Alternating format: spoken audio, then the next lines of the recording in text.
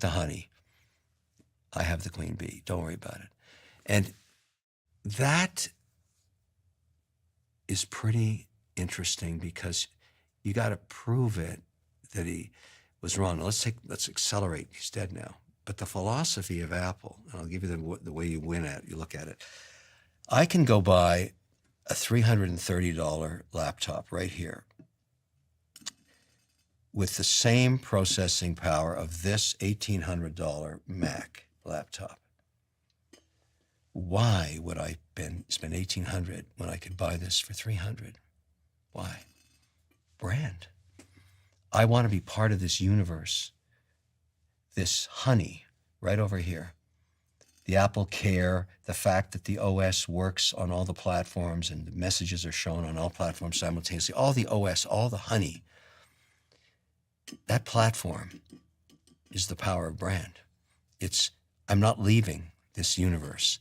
And Apple is one of the world's largest companies. And you may say, oh, an innovation is going to make everybody leave that platform. I don't think so. They let other people sometimes bring in a new market and then they take it over. And I saw Steve do that multiple times. He did it with the phone. I was around for that. That was crazy.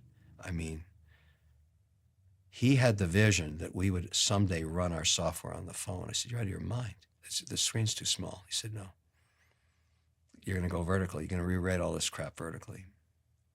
I mean, I can't fault him on anything, although I kept telling him, you're going to get it wrong one day. You're not going to be right all the time. I can't find when he wasn't right. That's the frustration, because I teach this, to a bunch of really smart kids at Harvard, of which, by the way, a third are international students.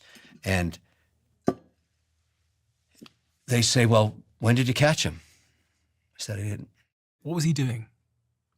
Did he have a practice or principles that allowed him to see around the corner? He spent a lot of time at night,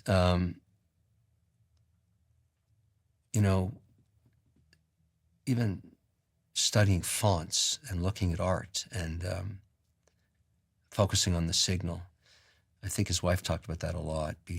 She spent more time with him than anybody else, although Woz talks about it a lot because those guys spent countless hours together.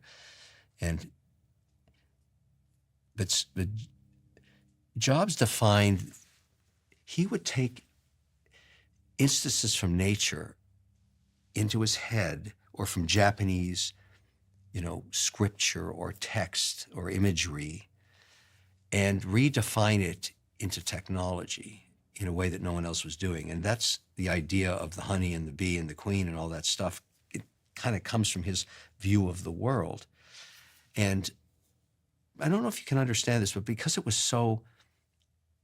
it came from nature, it was easy for people to assimilate it. It wasn't foreign.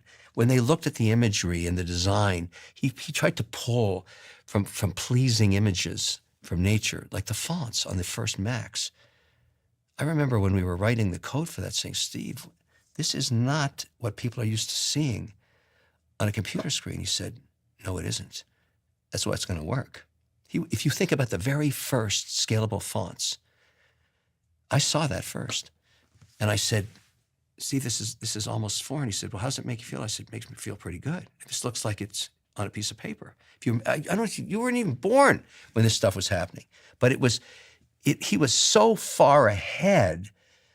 And this is the same way Elon is redefining, whether it's, SpaceX, or whether it's what he's doing in neurosurgery or Tesla, or, all of these initiatives, his satellite technologies, they are the same, those guys, except, Elon's 100% Signal. I said that earlier. They are the same, and they're treasures. They're national treasures. It doesn't matter if you like them. It doesn't matter what their politics are. It's irrelevant. The contributions they're making to society and to America, frankly, and the competitive nature of countries.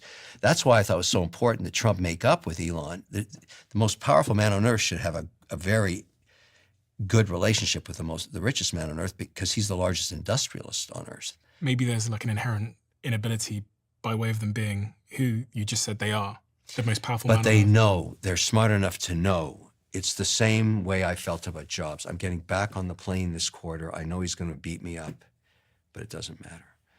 It's the greater good is that we get this software out there, advanced math and reading scores. Was he happy, Steve? I don't know the you- answer to that Do question. you think he was a happy person? I don't know. I never saw him happy. He was always barking at me. I never saw him happy. I don't think I ever saw him laugh. He may not have been, that's probably something his wife would know, but he looked like a tortured guy to me. But, that may have been his curse.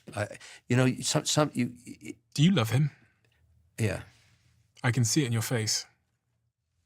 100%. I saw a lot of emotion in your face the first time you spoke about him, and I thought that's surprising for someone that barked at you.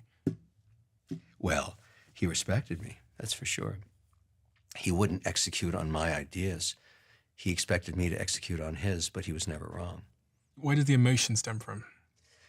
It brings me back into that room with Heidi Rosen and all the crazy crap. I mean, it was just nuts. And,